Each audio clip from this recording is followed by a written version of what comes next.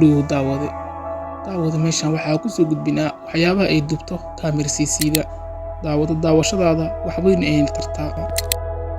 fiidiyogan kalena wuxuu ku saabsan yahay raggan dhalinyarada arkaysa ninkan u jeedin calaamada guduud saaran tahay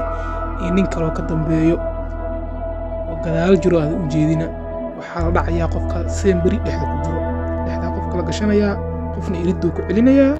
qofna gadaaloo ka xadayaa qofka dhexda ku jira semberi dhacan marka labadan waaba tuuga isfaantay waa kan hadda kobaho banaan ku siibayaa waarkiisa soo jeebka sii gashanayo ninkan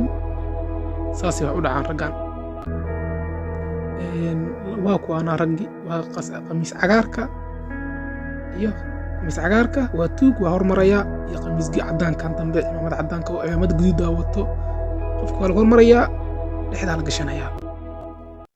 wareegadaa laga istaagay mujida jeebabka markaa la bilaabanaya marka raggaa midayga ga yaabiyaan waxay tahay fiir wujidido marka raggaa midayga ga yaabiyaan waxay tahay tuugnimada heerka ee kamarooso marka odagii waaba la soo boobsiiyey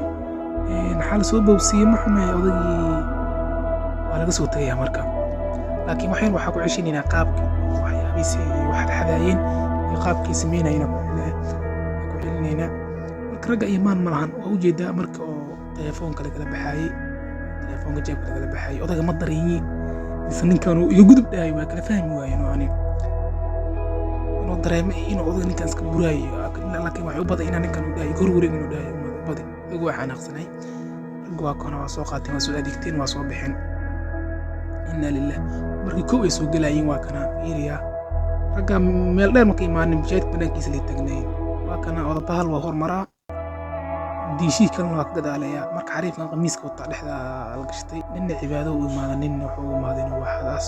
waa kana soo baxay waa la soo adeegtay marka daawada raggan waaba soo buuxoyaanba masaajidka ummadana way salaaday u galowsaa ayagana waxay hawshooda oo soo dhamaatay kabahooda ka gashooyaan marka waxaa fiirinaynaa dhinacii kale marka xariif qamiis cagaarka qaabkuu sameynayay waxaa waaye